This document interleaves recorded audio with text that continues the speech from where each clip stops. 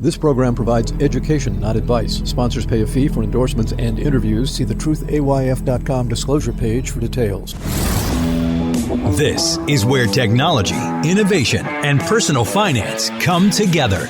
This is The Truth About Your Future with Rick Edelman. Brought to you by Global X ETFs, dedicated to providing investors with unexplored intelligent solutions, and by Invesco QQQ. Anyone can become an agent of innovation with Invesco QQQ. Invesco Distributors, Inc. It's Thursday, October 5th. Get ready for the next hit to the economy. It's the student loan debt crisis.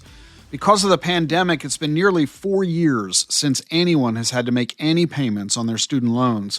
But starting this month, payments resume. The problem is that a lot of those borrowers didn't do what they were supposed to do when the payments were suspended. What they should have done is pay down other debts with that money, or invest that money, or save that money.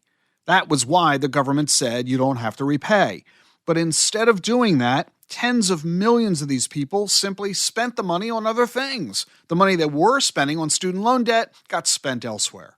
Hey, this was great for the economy, but it was terrible for their own personal finances.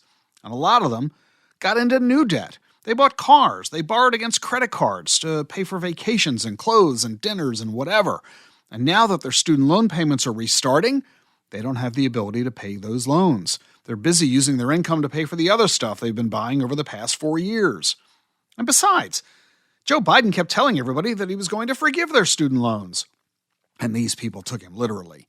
But the court shut that down, as you know, so you're stuck with a debt. And this month, the requirement to make your monthly payment exists. There are 37 million Americans who owe money to student loans. They owe a total of $1.7 trillion. The average monthly payment is about $400. That's 8% of the average household income. So if you suddenly have to start spending 8% of your pay on student loans, on top of 30% of your pay on housing, and 8% of your pay on the average car loan, we're talking 46% of your income to just those few things. And when you consider another 20% going to taxes, you've only got a third of your income left. You haven't even bought food yet or paid the gas bill. So all that money that people were spending, that they were injecting into the economy, that money is now going to go toward debt payments on their student loans. The economy is going to take a big hit. Less money spent at restaurants, on clothes and jewelry, travel, and on and on and on. So guess what 2/3 of student loan borrowers say about all this? They say they're going to boycott their loan payments. Half of them say they're not going to pay because they can't afford to. 75% say they're going to vote for candidates who promise to eliminate their debts. I can't even put into words the horrible ethics of all of this. Well, okay, maybe I can. I am a podcaster after all. You borrowed the money in good faith. You got the education. You got the knowledge, even if you didn't get the degree. That money was given to you by other citizens via taxes. If you stiff them, you're harming everybody else who financed student loans. Why should anyone give anyone a student loan in the future if there's a high risk they won't ever get repaid? You damage the future of future students. We need you to repay your loan so we can recycle that money to new college students so they can get the education you got. If you think your college experience was a bad deal and you wish you hadn't borrowed the money, well, too bad. That's life. We all make bad decisions from time to time. That doesn't give us the right to walk away from our responsibilities and our obligations. That's what being a member of society is all about. And if you're going to be a member of our society, then act like it. If you don't pay your student loans, the government will come after you. Your credit record will get destroyed. You won't be able to borrow again. Forget about qualifying for a mortgage or a car loan. And lots of employers look at your credit record too, so forget about getting a job. Yeah, I know you're in a difficult situation. Too bad. Nobody forced you to go to that expensive school and get a degree in a field that doesn't pay enough for you to repay your loans. Too bad. Boycotting your loans? That's not a boycott, that's an abandonment of your personal adult responsibilities. Yeah, you're an adult. Act like it. And if that means you've got to make radical changes in your lifestyle, so be it. Move in with others, cut your spending, hunker down, get a second job, or get a third one. Do whatever it takes so that you can do what you need to do that you deep down inside know you're supposed to do. Be an honorable person and encourage everybody else to be honorable too. Yeah, maybe you'll take a hit. Maybe the economy will take a hit. But with enough hits out there, maybe Congress and the White House will finally come up with the solutions we need that work for everybody. Meanwhile, do your part and pay your bills. And I'm not just saying all this out of an ivory tower. I'm not telling you this because I'm a rich guy and I could afford to pay whatever debts I came across. When my wife and I got married, we had student loan debt. Jean had $10,000 of it. What did we do? We hunkered down. We lived in a basement, one-bedroom apartment. We ran an ad that said, moving family must sell everything. We sold all of our personal possessions, even our television.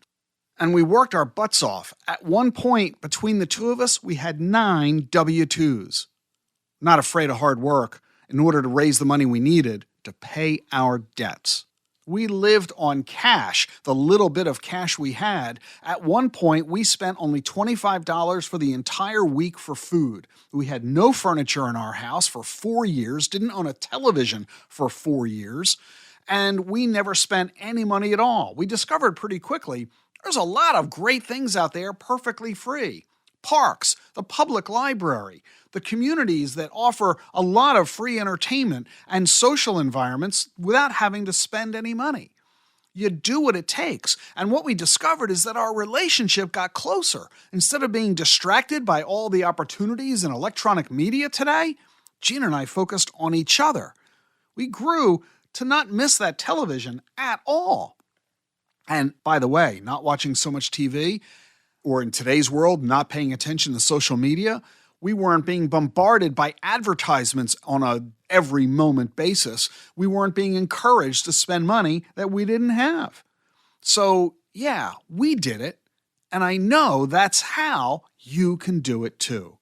If you really want to learn more about how to get out of debt, read my chapter on that in my #1 bestseller, The Truth About Money.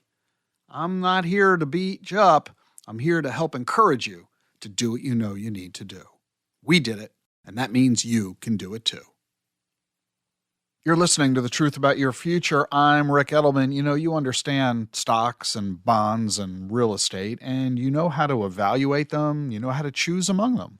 But do you know how to evaluate and choose among digital assets? Come learn how on my next webinar. It's Wednesday, October 11th at 1 p.m. Eastern. I'll be joined by Christopher Jensen, Director of Research at Franklin Templeton Digital Assets, and we'll show you tokenomics and how you can use this new research to make informed decisions about crypto coins and tokens. You'll get 1 CE credit, too. Stay informed about the latest in the investment management field. You can register for this webinar right now. It's Wednesday, October 11th at 1 p.m. Eastern. The link is in today's show notes. Artificial intelligence may be the year's breakthrough innovation, but it's far from a standalone technology. Massive IT networks will be required to support the growing range of AI applications. The Global X Cloud Computing ETF, ticker CLOU, seeks to invest in companies providing the infrastructure, software, and storage capacity that is essential to the next wave of tech disruptors. Investing involves risk, including possible loss of principal. Technology companies can be affected by rapid product obsolescence and intense industry competition. Before investing, carefully consider the fund's objectives, risks, charges, expenses, and more in the fuller summary prospectus at globalxetfs.com. Read carefully. Distributed by SEI Investments Distribution Co. The Truth About Your Future with Rick Edelman is sponsored by Charles Schwab. Schwab believes every investor deserves to work with a firm they can count on. That's why Schwab has 400 local branches with financial consultants ready to serve you, along with professional answers and 24/7 live help. And it's backed by Schwab's Satisfaction Guarantee. If you are not completely satisfied, Schwab will reimburse eligible fees related to your concern. Visit schwab.com/satisfaction to learn what's included and how it works. Charles Schwab. Own your tomorrow. The information you need to plan for the tomorrow you want. This is The Truth About Your Future with Rick Edelman.